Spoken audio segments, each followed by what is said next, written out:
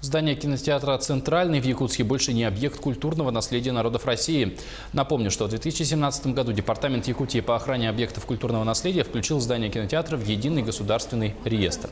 В результате кинотеатр «Центральный» вынужден был нести расходы на содержание здания, не проводить некоторые работы, не использовать определенное оборудование. Владелец здания обратился в суд, так как посчитал, что включение в реестр нарушает его права в сфере предпринимательской деятельности и осуществлено с нарушениями. Суд пришел к выводу, что при проведении экспертизы был нарушен принцип независимости экспертов, гласности, достоверности.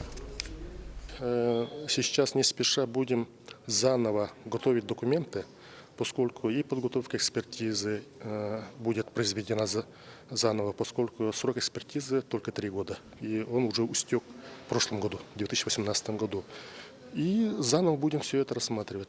Сейчас департамент проходит процедуру реорганизации, и штатки меняются, и структура меняется. Думаю, что если мы утрясем все эти вопросы, мы заново пройдем весь процесс.